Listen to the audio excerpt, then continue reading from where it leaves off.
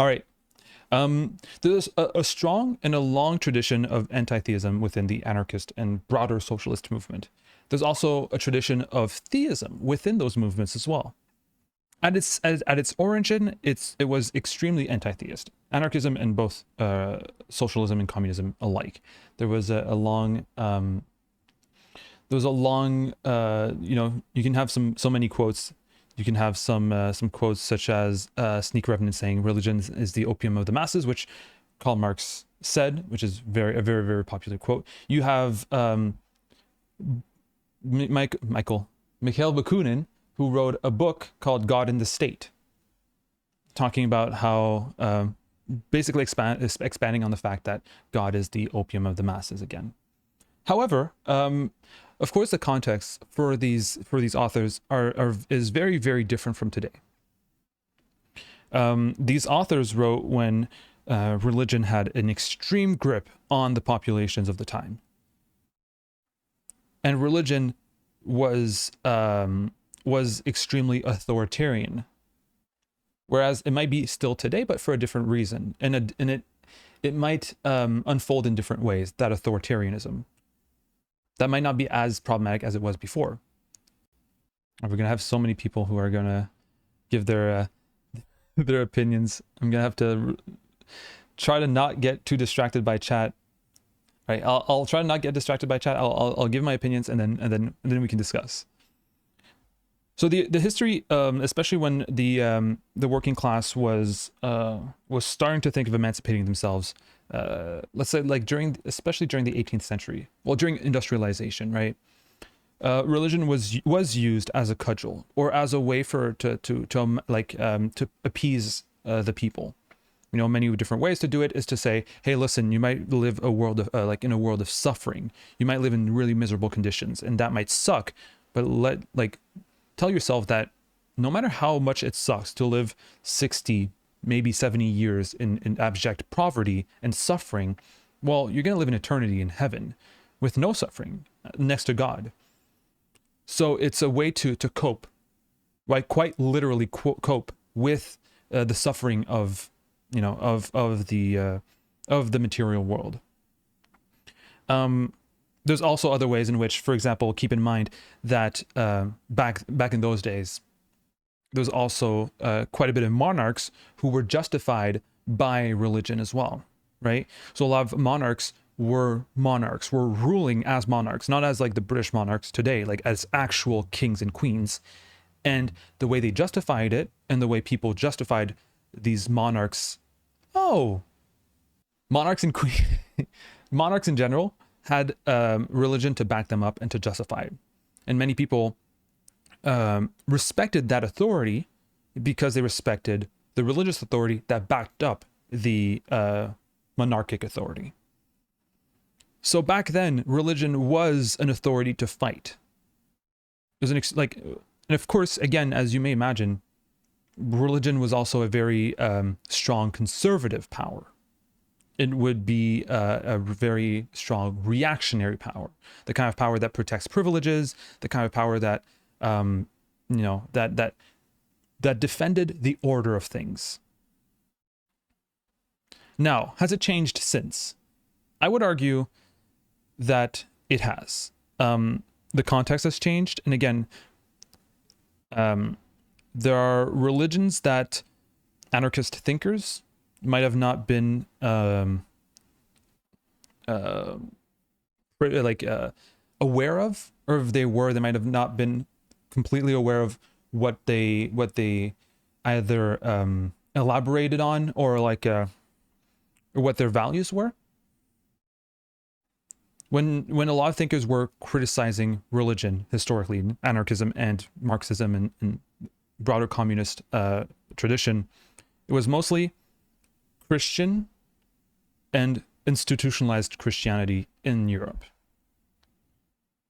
because they were Europeans and they saw that Christianity often justified the suffering of so many people in Europe.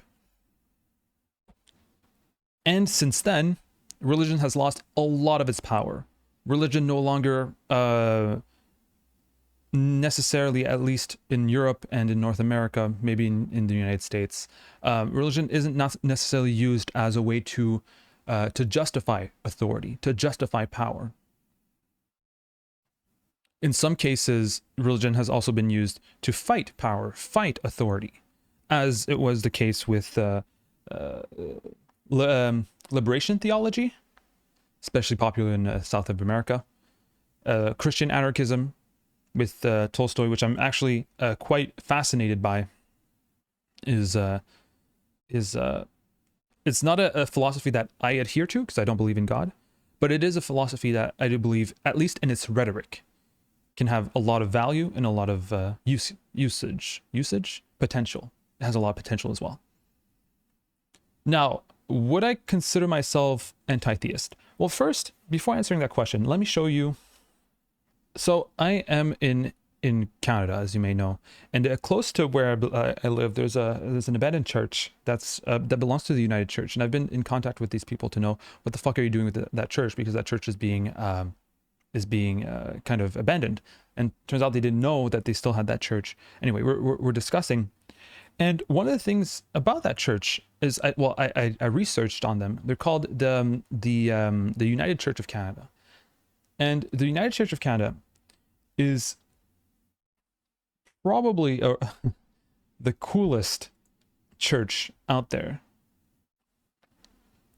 From what I've gathered, supports the right for abortions, contraception, sex education, and counseling.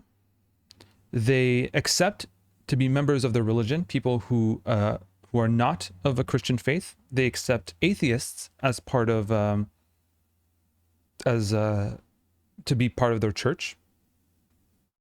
It believe that the Holy Spirit is also at work through other non-Christian faiths. Membership, yeah. If I remember correctly, they accept atheists in their as members. Accepting even atheists as members. There you go. And from my research I've done, if I was to adhere to like religion or whatever, that sounds like the kind of religion I want to be part of. Now, can there still be, after reading this, I cannot be anti-theist, as were, for example, Bakunin and Marx. I don't believe so. At least I can't criticize it, or criticize, for example, this church, or make it part of a broader institution where I criticize this church and say these people are the reason why, or these people are part of the problem. I don't think they are. However, if I was to call myself an anti-theist, and I do believe I am, it's because I don't like religious thinking. It's not that I don't like religious people. I don't like how religion, for different reasons, for example, the idea that morality comes from above, that morality comes from a greater being. Just that in itself makes it so that you, by believing that, cannot be an actor in determining what's morally good or bad within a community. Because how we determine if something is morally good or bad is we discuss it. We argue for, all right, I believe this is good because of X, Y, and Z. I believe this is bad because X, Y, and Z. However, with religious mentality, and it's not all religious people, but with religious mentality as more of a general concept, you cannot argue for what is good or wrong through arguments aside from because God said so, right? You may add arguments, but if you challenge these arguments, you'll always fall back on because God said so, or because it's the word of God.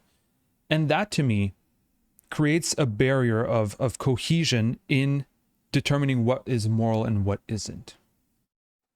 It's not against religious people. I still think you can argue with religious people about what is morally good or what is morally wrong. But for example, try to argue with someone who believes that being queer is wrong. There's still going to be people who are homophobic who are religious and people who are homophobic and who are atheists. But I believe in terms of a social conversation about if one is good and one is bad, it's easier to convince people who do not believe in God that that gay people and gay rights are fine, or queer rights in general are fine, because if you go on the basis that, all right, is it harming anyone? No. All right, then it's fine. But something doesn't need to harm someone to be bad for religious people, if it's ordained by God, the Almighty. And because of that, it makes it so that you have an inherent conservative power. Because when something is ordained by God, there's no way of progressing, at least socially. I mean, there could be, but at least in its philosophy as a broader subject, when something is determined by God, it's unchanging, unmoving, unless God decides to come down and say that he changed his mind or sends us a prophet. But that's a whole thing, right? I believe that social progress, and our moral perspectives on how the world should be discussed. Should be discussed through arguments and through the ultimate value of making the world better. For religious people, the ultimate value will always be to follow the word of God. And because of that, I would call myself an anti-theist. Not that I want to abolish religion. I don't. If I was to abolish religion, it would have to be through convincing, right?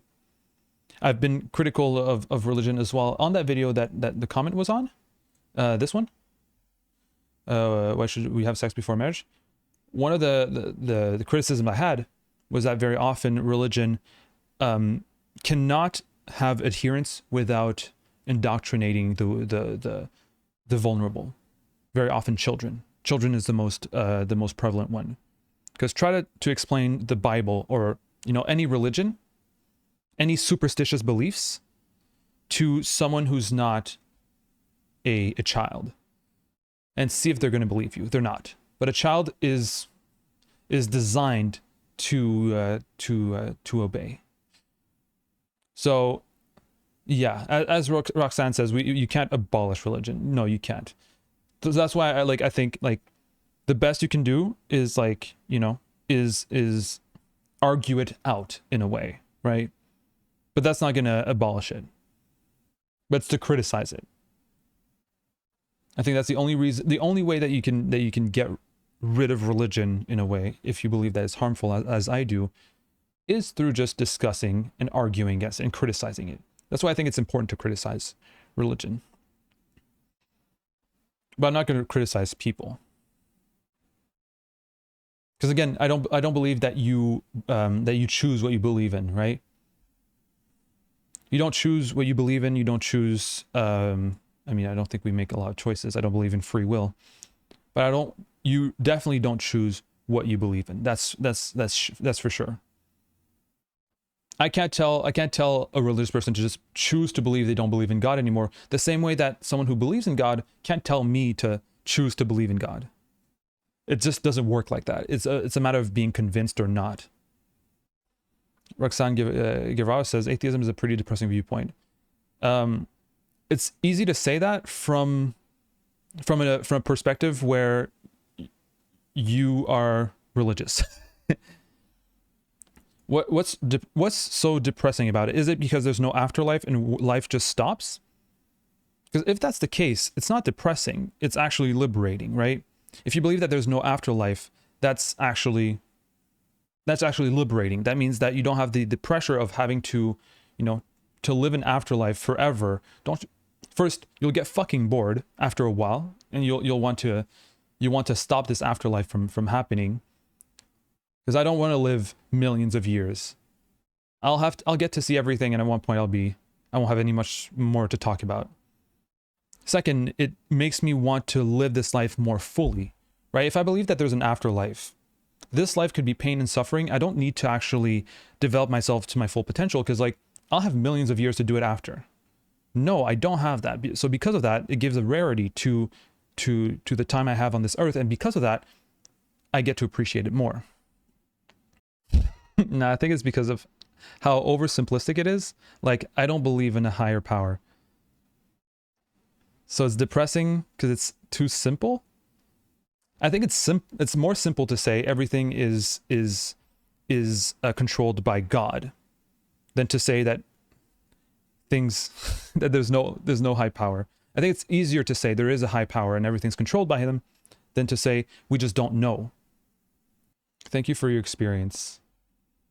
I find the religious point of view kind of untenable. You are the universe experiencing itself. Exactly, somebody. The whole idea that when you lose someone, they're not actually dead, that you will see them in the afterlife is very poetic. But then why the fuck are you scared, or are you sad when they leave? They're going to like heaven. Isn't that a fucking good place? No motherfuckers out there actually believe in heaven or God. We all know that once you're dead, you're dead.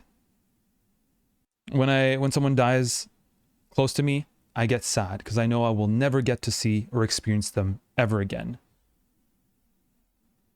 Why the fuck are you sad if you know that you're going to spend millions of years with them in heaven? It is freeing to say, I don't know. The reason why it is freeing is because now you have your whole life to explore. And, you know, saying that I have the answers to the universe and I have a deep connection with the creator of the universe. Isn't that, it's like, all right, you figured everything out, right?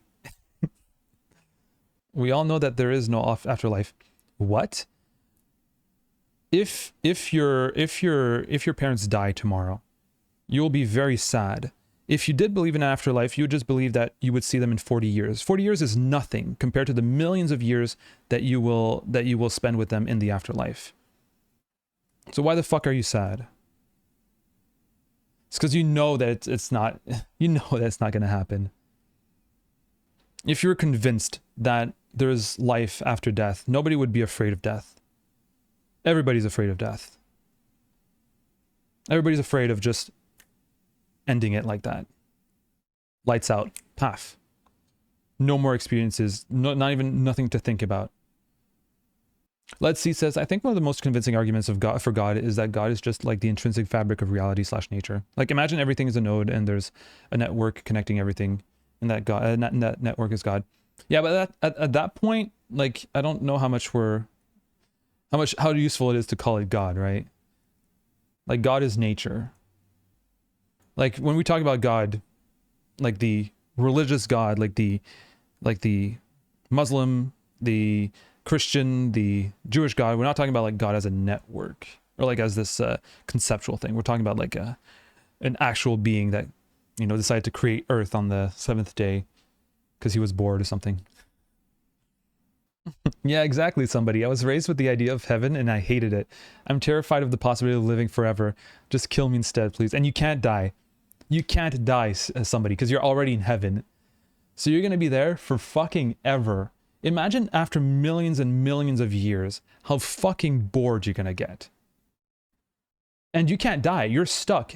Heaven is a fucking prison. You can't die because you're already dead. So what do? You're going to have a conversation that you've had 86 times with someone else?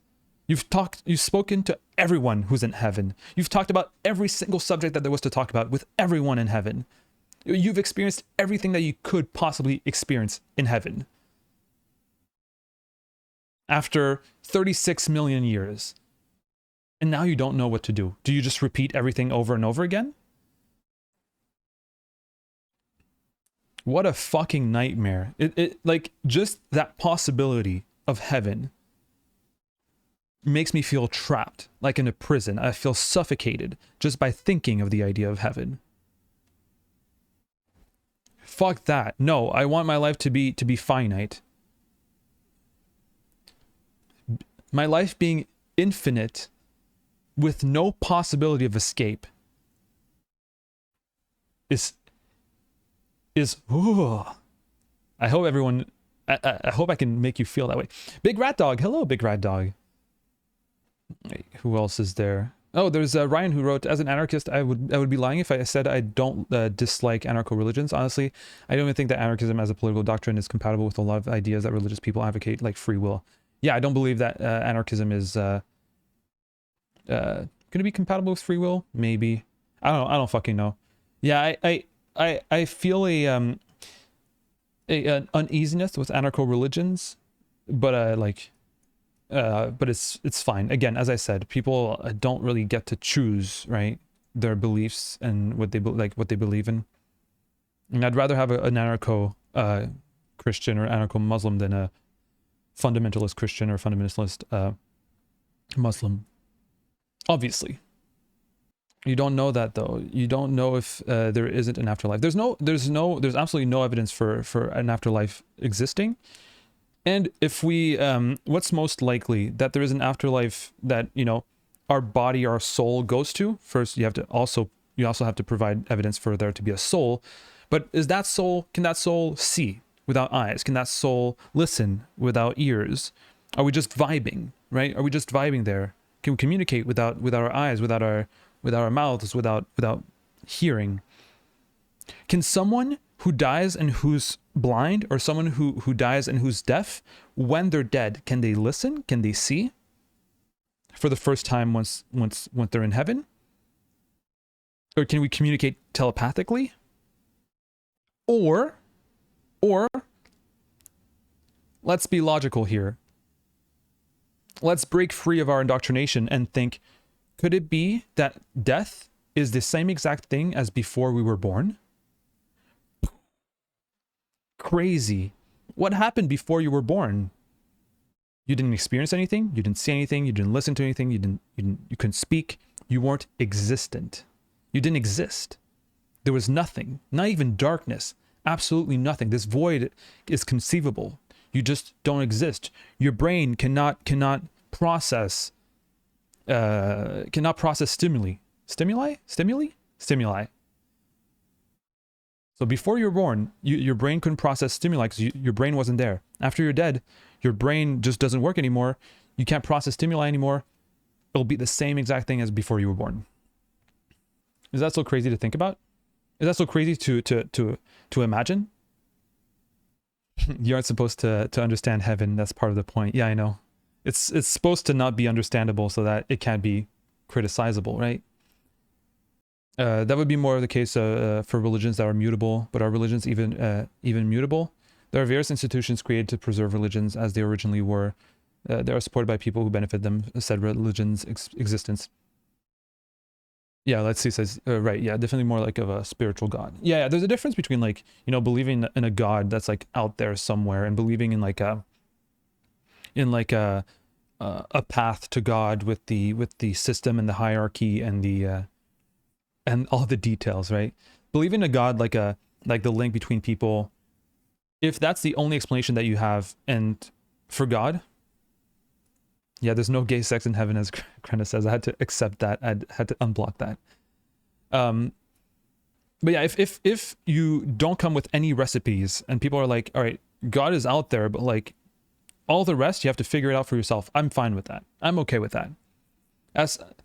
But as soon as people say, all right, you can't figure it out for yourself because God said this, God said that, there's an afterlife, that, you know, if these things, if there's more than just the existence of God that is suggested, and there's also like the afterlife that comes into it. There's also like a divinely ordained or I don't know, like a mystical kind of morality that also comes with it. That's when I believe it's a bit more problematic. Also, not everyone is afraid of death, though. That's true. That is true. It's really interesting how people will be so willing to give up their earthly life for the figment of a chance of getting into heaven. They just believe in it. Belief can be very strong. We neither know for sure that there isn't an afterlife, nor do we know for sure that there is an afterlife. So why would we assume that there is? Yeah, that assumption sounds a bit weird. It sounds like cope. It is cope. It's 100% cope. I think the safest thing to assume is to say, all right, well, what happened before I was alive is going to happen exactly before I die, after I die. And I think that makes a lot of sense. And I don't see why we wouldn't think about it that way. Galgamis says, I would like to develop Alzheimer's before going to heaven. Remember the last video I made about going to a funeral? The person that died actually had Alzheimer's, and I was thinking, like, all right, to Christians, once they go to heaven, like, how first when you go to heaven, how old are you, right? At least, like, mentally, are you the age of when you die? Because of course, all these experiences and all that knowledge that you accumulated, that's good, right? So you want to keep that. But if you're like some 80-some-year-old and you're slower, or you have Alzheimer's like the person who died had, do you still have that Alzheimer's? Do you forget everything? Or do you go back to like when you were 30, you know, in your prime or whatever? But again, did everything from the 30 to 80 you forget about because you now are 30? Or do you still remember? So you have like your 80-year-old thinking, but with your 30-year-old prime? Shit makes no sense. Based on the kind of people that are supposedly going to heaven per the religion I was raised in, I don't want to hang out with them, much less eternally. Yeah, imagine having to you're going to be hanging out with all those, you know, religious authority figures from the Middle Ages and from the Renaissance and from the 1600s, 1700s, 1800s. You're going to be hanging out with these people. I'm not sure they're it's going to be a lot of fun. Yeah, Big Rat Dog, I completely agree. The beauty of life to me is that it's only for a little while. You have to enjoy the little time you have. And I feel having an infinite afterlife would ruin and kind of need ruin and kind of need to enjoy life while you're alive. Yeah, exactly. Willis Zombie says, we are meat controlled by electricity. Absolutely. Agreed with that as well. Oh, Mr. Germinal, may I ask if you were raised with a religious background? I somewhat was. I didn't go to church that often. I'm baptized Catholic. I did like the confirmation and all those ceremonies when I was young to like confirm that I was Catholic. I cried before confirming that I was Catholic because I didn't want to, but I was forced by my parents because I didn't believe, and I still don't believe. I stopped believing when I was a teenager. So was I raised religious? Yeah, in the sense that I was groomed into believing in God. We did like the little prayers and stuff like that, but I never really, like, for example, spoke to a priest. So it depends on your definition of what exactly religious is. Miss Fizzle, it's good. There are certain popular Christian pastors right now that are preaching the narrative of earth being hell and death being their transition to heaven. The appeal of heaven in this train of thought is also being used as an excuse to not act on climate change, among other things. Yeah, what would be the why would we act on climate change anyway? Probably God who created it. It's Noah's Ark 2.0. I think a good perhaps a good reading of the Bible. And one day I will make my own Christian sect through that belief, is that we so you're my first, how would you say, subjects? Is that how it works in a sect? We live on earth, and the preachings of the Bible and that say that we're going to heaven is we're going to heaven together if we all follow what the Bible says. If we all live in harmony and we all love each other, this place will be heaven. This place called earth will be heaven if we all love each other. And this is the true lesson of the Bible. Don't expect life after death. Death is the death of evil within our own lives. Life after death is heaven once everybody loves each other.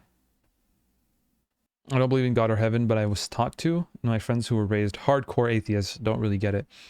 I think it's good to be raised religious in the sense that once you're not religious anymore, and halitosis can actually probably back me up on that.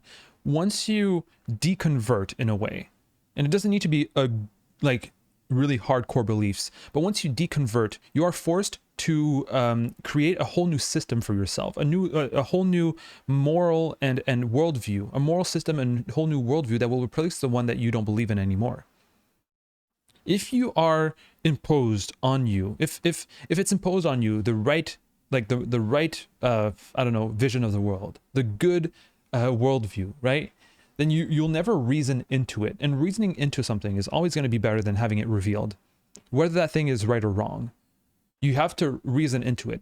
And reasoning into, you know, for example, utilitarianism, which I believe is the only logic way of going through, of thinking about morality. If you're raised through it, for sure you're going to understand it and you're going to be a utilitarian, but you're going to kind of be casually a utilitarian, as most people are, without really understanding it or whatever. But if you leave a religion and then you're like, all right, what's moral and what isn't? What's moral and what isn't? You don't fucking know. If you don't believe that God exists anymore, what stops me from killing someone? If I won't get the punishment of God. So then you have to create a new moral system, moral framework that you reason through, and you're going to believe in that, and you're going to be that system, because you reason through it, is going to be stronger, and you're going to be able to believe in it better. Rebuilding after deconversion is hard stuff. Do better than I did. Reach out for support. Yeah, no, it's hard stuff, but I think it's good in the long term. Maybe not for everyone. It can be really, really hard. Oh, Alexan, thank you for following. Despite our disagreements. Oh, thank you. You came back briefly to give you a follow. Thank you. Oh, you weren't there. Thank you. Very, very appreciated. It's good conversations to have. Big Rat Dog says, I also don't know how I feel about organized religion, but the thing I see it used most for is weaponized morality. I mean, like using religious beliefs to justify bigotry. I'm a trans guy, and transphobia under the veil of religion makes me want to get rid of religion as a whole. That's the thing. You can never, especially when it's justified through religion, you can never justify your own existence to these people. Because it's not about their moral beliefs. It's not about their moral framework. It's about their own relationship to the creator of the world and of the creator of the universe. How the fuck can you, if someone believes that they have a personal relationship with the creator of the universe, how can you move them on anything? Especially on the idea that you as a trans guy is you're a valid person that warrants respect. You're just a trans guy. That person has a direct connection with the creator of the goddamn universe, creator of morality. Who the fuck are you to dismiss the almighty one? But yeah, that's one of the reasons why I'm anti-religion. I do understand that there's all sorts of different religious folks. It's just that just in general, it makes it hard to have these conversations with religious people, right? Even you sound like Richard Dawkins at some point. You still make dope shit. Thank you. I don't think Richard Dawkins is that much of a leftist. I think Richard Dawkins will just say, "You have no evidence." I read his book when I was in my atheist phase. Do I still celebrate Christmas? Very casually. When I was young, yes. When I was still a child. Now I don't really celebrate Christmas. Maybe I do when I'm invited to like a Christmas celebration. Big Rat Dog, listen, you can cheer yourself up by with the knowledge that religion is slowly fading out of importance. Alzer says, the role of religion in society for me brings up complicated feelings. I was raised by a very devout mother and a highly hostile to religion father, so it's always been a bit contentious. I can imagine that. Yeah, we talked about how very often women are more religious. I made a segment about that. Especially in conservative areas, religion is yikesy. The only thing that's dangerous about criticizing religion is that people will use that to become bigots as well. That's one of the issues that we face in Quebec, right?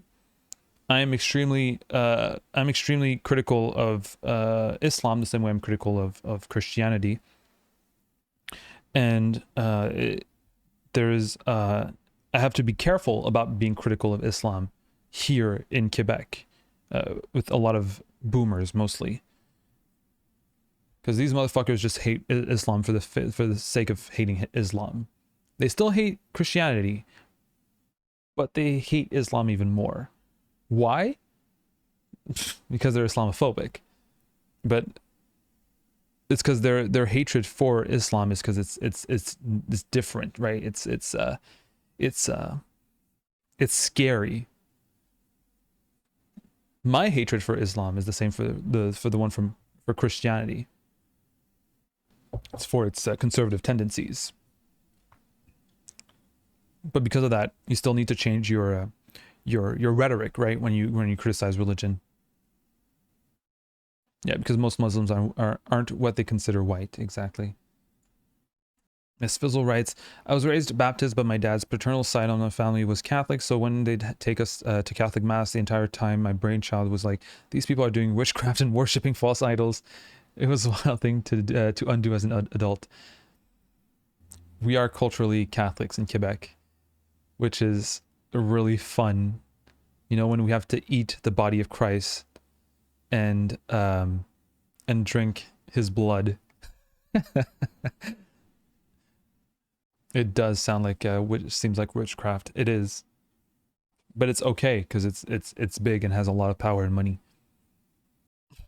Yeah, somebody says people use hating Islam as excuse to hate anyone who looks like they practice Islam.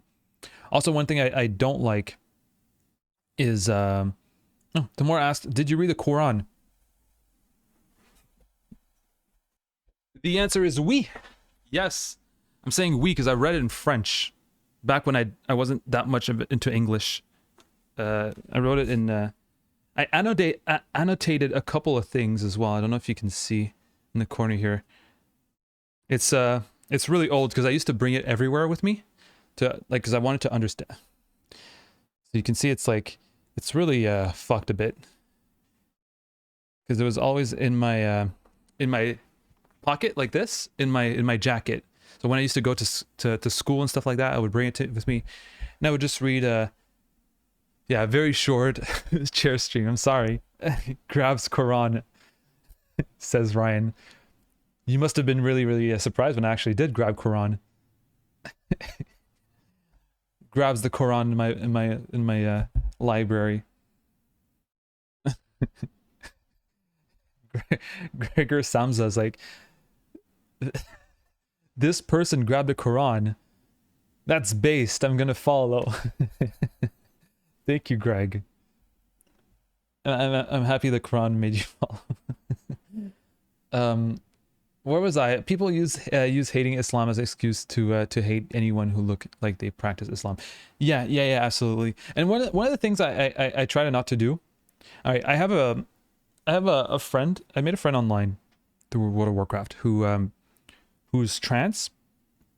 So she's a trans girl from Saudi Arabia, and surprise, surprise.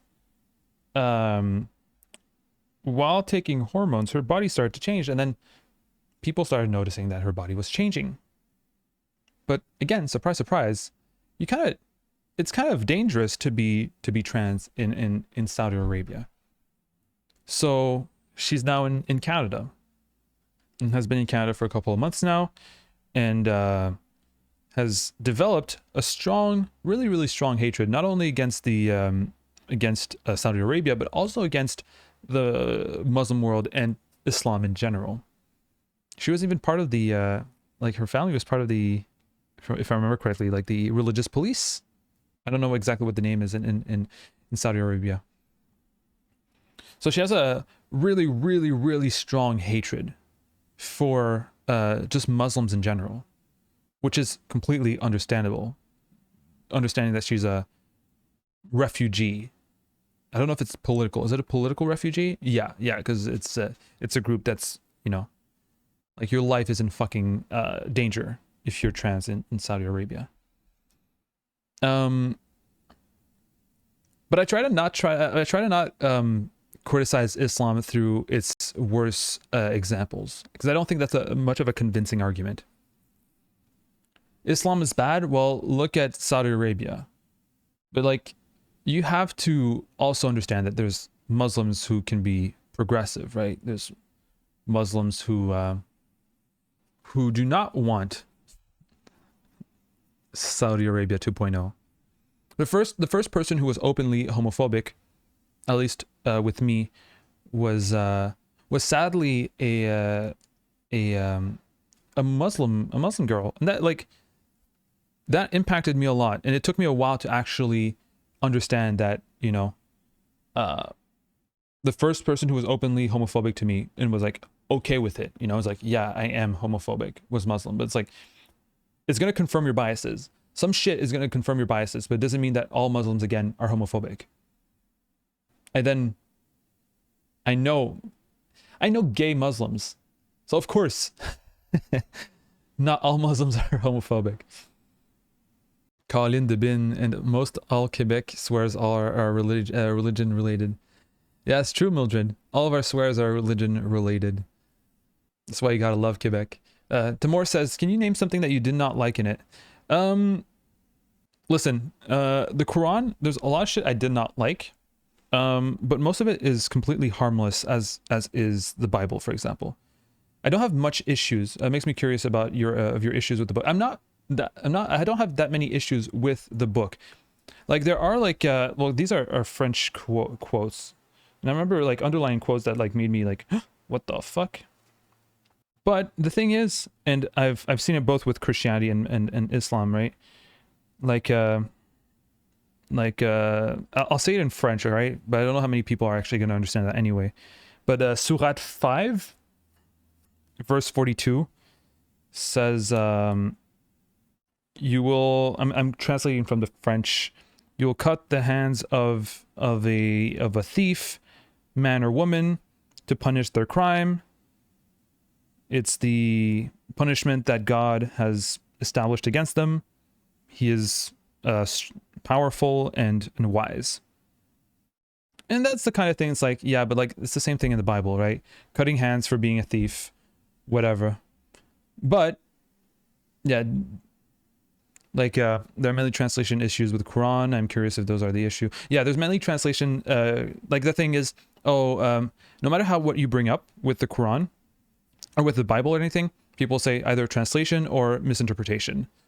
So that's why, like, I'm not, my criticisms or my issues are not necessarily of the book itself, because I understand, and I've had these conversations with people, and it's like, it's always a different kind of, does not say cut hands off. Many people are whipped with sticks, and this cuts.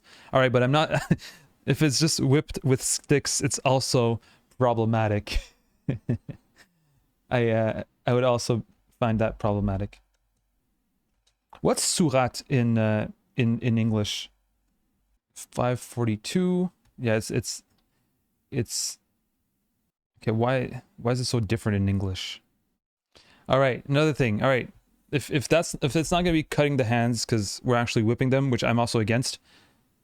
Like, this is I was looking for that one surah, but here it's surah 542. But it's like, it's not actually the one I had here in my Quran. But here, the particular case referred to here was that of a woman belonging to a respectable family who was found to be involved in unlawful sexual relationship with a man. The punishment for this is in the Torah was that both be stoned to death. But the Jews did not want to enforce this punishment. Hence, they deliberated among themselves and decided to put the case before the Prophet, peace be upon him, with the reservation that his judgment be accepted only if it was other than stoning.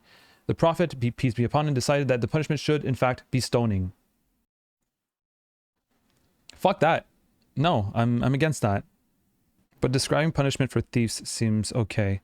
Yeah, but whipping thieves, eye for an eye in the Bible, and I agree this is too far. Okay, you're okay. But describing punishment for thieves, it seems okay. People can get carried away. Like, stoning a woman for unlawful sexual relationship with a man sounds really fucking bad. Again, I don't want to, like, maybe it's a translation mistake, or maybe it doesn't apply today for some fucking reason in the Quran, but like, If you don't see how that sounds very problematic, you are yourself problematic. So the prophet's like, yeah, the punishment should be stoning, and you're like, yeah, that's fine. It's not telling people to do this, but the prophet, peace be upon him, stoned a woman for unlawful sexual relationship. The fact that you defend that should make you reconsider your whole moral framework, shouldn't it? Greg Samsa, no, I've known you for a while. It just got you online on Twitch now. So it wasn't me whipping out the Quran that made you follow me, Gregor Samsa. I'll admit I'm kind of disappointed. But thank you for following, and thank you for your first time chatter. Can everyone say hello to Gregor? Gregr. Hello, Gregor. Hopefully you're still there. Yeah, sneaky. Same thing for me. I tend to mainly criticize Christianity because that's the one I'm infected by. Yeah, exactly. That's another thing, right? In a country that's like mostly Catholic, Christian, and all these things, if you're gonna like hyper focus on Islam, it's a bit weird. There might be a bit of racism, like that is, you know, seeped into that criticism, even though, you know, you can have a lot of Muslims who are white. So yeah. So that's why, like, I try to not, like, when I criticize Islam, it's usually because, like, you know, I've criticized Christianity enough, or if because someone defends it in chat or something, which has never happened until now. But thank you. I got a bit carried away at the more 76. I said, like, oh, you should probably do that. You should probably re-examine your moral framework if you want to, like, defend a prophet that did that. But, like, again, I want to emphasize that, you know, it's not personal against you the more, because I know, for example, that if you believe that the prophet decided to punish a woman by stoning, and you believe that because it's a prophet it's fine, I might think that you're wrong. I might think that this is immoral, but it's not your choice to believe or not that, you know, like, I can't tell you choose to believe that the prophet did something wrong by stoning a woman who did an unlawful sexual relationship. You can't choose that, right? So it's not like it's not me saying, like, you're a bad person, blah blah blah. Like, whatever reasons make you believe that, you know, the prophet stoned a woman for unlawful sexual relationship and you think it's fine, whatever reason brought you to that conclusion, those reasons, you know, to me are the problematic thing, not you in particular. And I don't want you to stop, like, writing in chat or stop, like, engaging because, like, because it's not your fault. Yeah, we're talking about thieves. Should a thief be punished for stealing, or should they be provided with the resources so they don't have to steal? Or can we change the whole system so that stealing isn't even a possibility because everything belongs to everyone?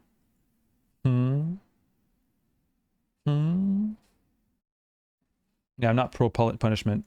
I think most leftists aren't pro punishment, and, like, you can say, oh, you know, this is just like a punishment that the Quran, you know, shows that it is fine, or, like, whatever. Like, I'm against punishment in general. Yeah, even if it's not prescriptive of what to do now, it is indicative of what the ideals of the people you chose to follow are. Exactly. Miss Frizzle with the eloquence.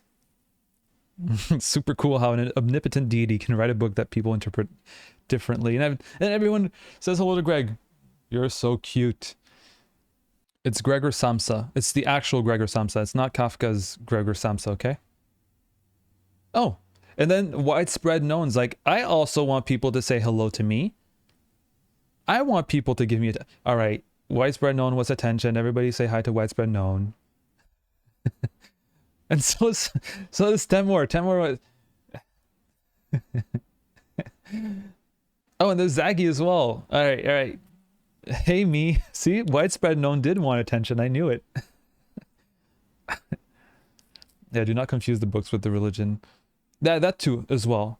You know, people are not necessarily going to follow the book completely. In Christianity, there's this very, very popular passage that says you can't eat seashells and like seafood in general. You think people give a fuck about that? Nah, I've eaten seafood with Christians. So I know the book and the religion are different for sure. But the religion is based upon the books. Very often the books become the justification for the religion. Yeah, Pyranarchist and Krenna push back on that. Yeah, it's good to push back on that. Zaggy's like, what about a rapist? For punishment? I even think rapists shouldn't be punished. I really don't believe that punishment is a good idea. It's just not a good idea. If you're looking for moral consistency, I am extremely morally consistent.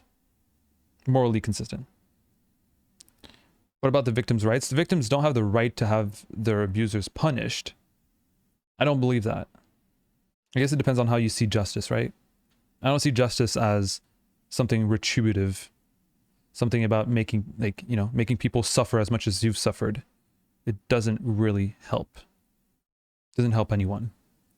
If I think a murderer can't be punished and needs to be rehabilitated, I'll say the same for a rapist. For sure. Yeah, protecting the victims doesn't equal punishing abusers, exactly. And we can rehabilitate people and make them a productive member of society. Yeah, or at least at the very, very least try. Yeah, Willis Zombie says, I think punishment falls on rapists naturally through things like mass shunning and such. Yeah, I mean, it depends on how close your community is, right? Same thing for like even more so for like murder often. Imagine the disappointment from your family, from your parents, from, you know, from friends. Depending on like on what culture you're in. Maybe some people will think that you're tough, but most people will be just very, very disappointed in you. You're losing your whole entire social circle. You're losing your entire reputation. What if a horizontally organized community voted to implement the death penalty for serious crimes? Is that acceptable in your opinion? Is it moral to use capital punishment if everyone agrees? I don't think it is. Even if everyone agrees. No, I don't. I really don't think so. Even if everyone, aside from the person who gets the death penalty, agrees, I don't think it's acceptable. Especially if you believe that crime is the product of a, you know, either of mental health or of material conditions, right? Very often both of them are very interlinked. So no, I think wanting to kill criminals is basically rejecting the understanding that crime has a social root. That crime has a root. That this person who does the crime, that this criminal, is the expression of a social condition, but is not that social condition in themselves. You know, all this forgiveness sounds like a lot like Muhammad or Jesus. Punishment, interesting topic. Then we just read about how Muhammad wanted to stone a lady for being sexually unlawful or whatever. Don't talk to me about punishment from Muhammad's lens. Losing friends is worse punishment other than living for eternity. Can you imagine living for eternity and not being able to escape? Because you can't die if you're in heaven. So you're stuck there for eternity. Ugh. Krenna says, quotes the Quran, do not think that I have come to bring peace to the earth. I have not come to bring peace, but a sword. Yeah, but you probably misinterpreted that, or it might be a bad translation or whatever. That's why I never quote. I will never use a citation to quote from religious text, ever. People can weasel out of these citations so easily. Muhammad also forgave his brothers for dropping him down a well and leaving him to die. Well, that's good. Good for him for forgiving him. But it doesn't... Not because you forgive some people and then decide to stone others that you're necessarily an epitome of forgivance. I've had my atheist phase a very long time ago. And like, I kind of, you know, a lot of people have their atheist phase and then they get out of it. It's very tiring, right? It makes for interesting conversations, but it's it easily runs out of fuel, right? Especially when you've done it for a very long time, if you've done it often.